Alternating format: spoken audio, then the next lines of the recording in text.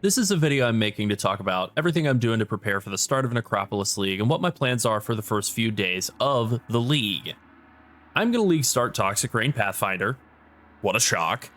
And so some of this video will be about that build specifically, but I really want this to mostly be a video of general advice and guidance. And with that being said, I'm Larold, like and subscribe, and let's go ahead and get into it. Okay, so what is my League start plan, just in general? I have a ton of years of day raiding in WoW, so like staying up all night, playing games all the way into the early morning and even into the afternoon is kind of like comfortable for me, and that is kind of how I like to approach Path of Exile League starts whenever they're a possibility for me schedule-wise, and it is this time around, so I'm going to go buck wild. I will be staying up as long as I possibly can on day 1 and day 2. My goal is to finish the campaign quickly, get to level 68 in Blood Aqueducts or Quarry maybe, do the Chaos recipe from the start of Act 9 onward, and get a little bit of early heist in to get some currency to buy a Quill Rain, and then work my way through the Atlas. I will make a Porcupine Bow and get the first 2 Void Stones at some point there. That's kind of something I'm looking to rush toward, and then I will fall back to a lower level farm strategy for a while once I feel like I've worked on my gear enough, which means I have my in-game Toxic Rainbow set up and I've farmed Katarina for a Devouring Diadem. I really want a Devouring Diadem this league. At that point, I will then progress to unlocking 4 Void Stones. Then I'll finish out the Atlas and start playing around with some different farm strategies, maybe some other builds. I'll try out tier 17 maps and so on. Ubers are not really a huge priority for me, so they will come later.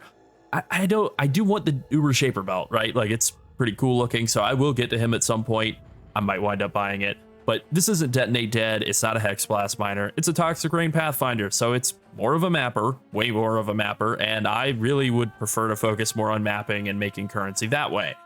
To be honest, I've never really sat down and written out every single step of how I'm planning to progress through a league in this kind of explicit detail before. I found it kind of helpful here. It was a fun little exercise, not something I'd necessarily recommend you take the time to do, but it has been useful for me, at least for this league start. I may need to make some adjustments along the way. That's kind of something I'm prepared to do. I'm ready to do that if I have to. All right, here is the big info dump of Toxic Rain Pathfinder stuff. I tried to concentrate it all into one chapter here.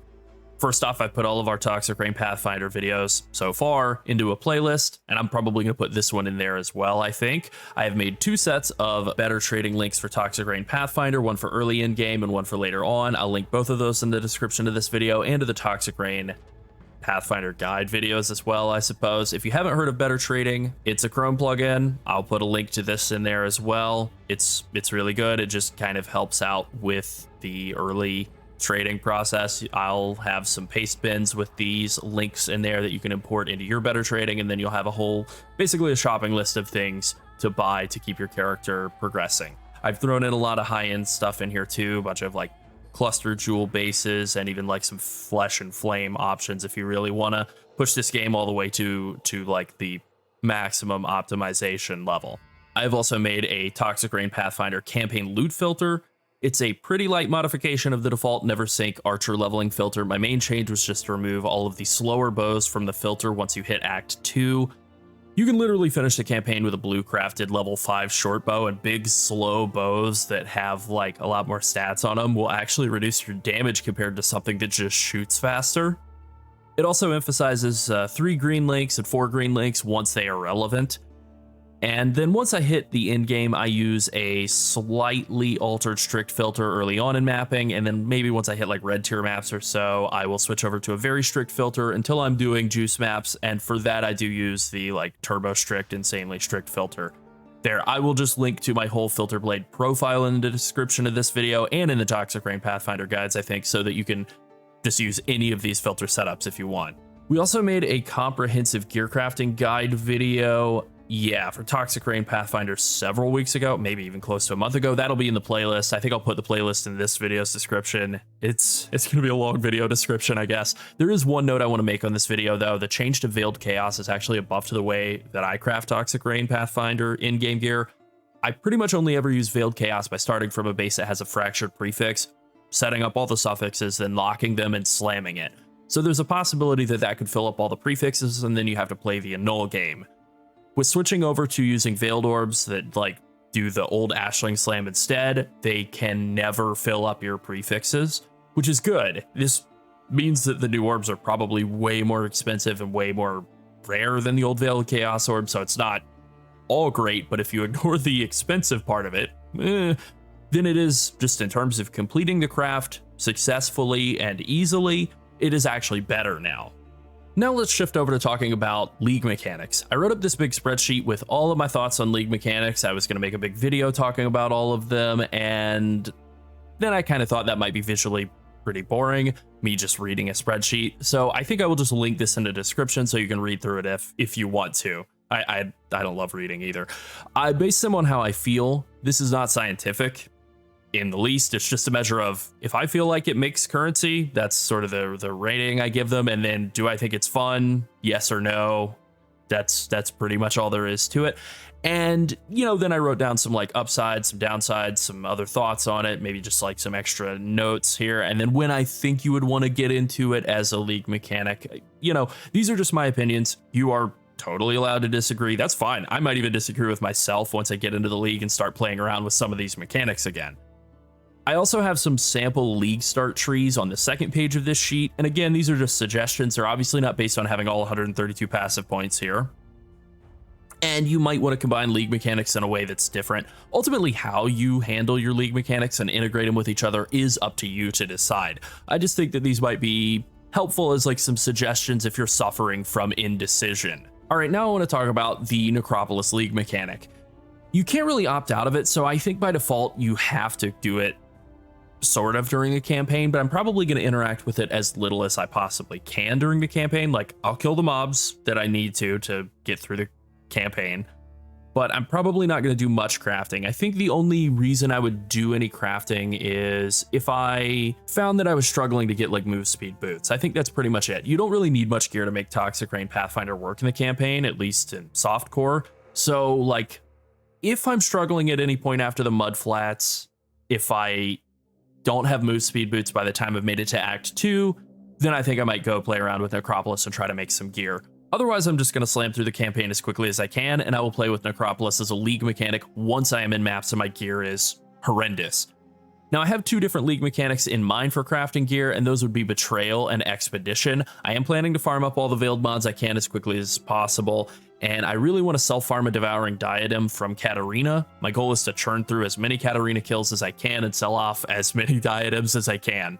I like Betrayal, and I haven't farmed it in a long time, so I think it'll be a fun experience to go back to it. I also think that Diadem could be pretty valuable given the mana flask suffix changes. I think a lot of people are going to be wanting to run Eldritch Battery to compensate for mana being harder to deal with now, and so Diadem's a pretty good call for that. My plan before the patch notes was low-level Essence and Einhar, but the change to Essences that pushes them into T6 maps is the like minimum for extracting all the value possible from that League mechanic. It kind of just killed it for me. I think it's still probably a pretty decent mechanic, maybe, but I think Alva Einhar is the better tier 1 map farm approach now, and I think most mechanics are probably better in tier 1 than Essences now. They basically cut the value of it in tier 1 by like third, or to 1/3, I should say. So I'm kind of holding off on anything essence related until my build is online. With that being said, I do like essences for in-game crafting, so I'm probably going to do T6 essence, like a lot of T6 essence farming at some point, just not right off the bat. I am prepared to drop Expedition too if I find that Necropolis League is doing a great job of creating really useful gear. Then I don't really think I'll need Rog. So I'm willing to ditch him and ditch the Expedition team if need be. I am coming in with the expectation that the new League mechanic will not be very good initially, not because I'm a Debbie Downer. I just want to be prepared for that to be the case. It's kind of a decent rule of thumb, right? To expect that the new League mechanic is unrewarding and overly difficult at first, and then gets tuned in both directions and becomes good after the first weekend or maybe even the first week. If it is good right off the bat, that's sick, and I will be ready to adjust, but I'm just otherwise going to lean on Tujin for free money and both Rog and Jun for free armor. I think there are tons of other good options, though, for League mechanics. Like Early Harvest is probably better than Rog or Jun for gear, but this is the approach I want to use initially. All right, I think I'll finish up by talking about my plans for early Atlas passive point progression. Boy, that's a tongue twister. So I have a PoE planner tree pulled up here, and I'm going to show off what I think will be the best early plan, and that is to come right up the gut, take all of the Kirac nodes and shaping the world, and then we'll kind of have a split from there as to what is necessarily the best. So since I'm trying to progress through this quickly and I'm like looking at these Kirac nodes here, I want to point out something that was just buffed earlier today. It isn't even in the PoE planner yet. All these small passives grant 2% each instead of 1, and the commissioned officer, this node here, grants 6% instead of 3. So you get, if you take all of the nodes that give Kirac chance, which I'll show those off here. Okay, this says 13%, all of that is doubled. So you get 26% bonus chance to get a Kirac mission each time you complete a map. And that's also added to the 8% baseline for 34% total, which is preposterous. He's absolutely going to carry your early Atlas progression, and that's pretty amazing. So we definitely want to pick up Kirac sooner rather than later. Now, there is a sort of a choice here once you've reached this point, and that is whether you want to go with Unwavering Vision or not. Yes or no on Unwavering Vision? I think yes, but I'm prepared for it to be no. Losing out on Scarabs is bad, and it takes about 12 points to get up to Unwavering Vision from down here, so you aren't really getting 20 free points. You're getting about 8 points in exchange for losing all of your Scarabs. These 3 points in increased map modifier effect aren't really that valuable if you're not yet juicing. The 4% quantity you get on the way there really isn't that valuable when you're not yet juicing, and these 4 nodes become totally worthless by pathing up there and not being able to get Scarabs anymore. So I really do think that you are mortgaging 12 points and all the progression that it takes to get up there to get 8 points once you've reached the end. So I'm not that thrilled about that. I think it can work. I mean, the fact that you go up there and now you have 20 points to play with, you can come over here and get pretty close to over here or get over here. Like, that's pretty interesting. But like, on the other hand, you could have just been progressing towards those along the way instead. So I'm not exactly sure how I feel about it. Maybe it's good, maybe it's terrible. I'm not 100% sure either way. I know a lot of people are super hyped for Unwavering Vision, this keystone here. I'm not totally sold. Now, in terms of the early sustain tree here, I think that it's probably going to look like this. I think this is ultimately the setup that you're going to want to go with. If I just fill all these points in here. All right, so we're taking all of the possible nodes that will increase the tier of map that you get to drop. We're taking all of the nodes that give you Kirac missions. Ta-da.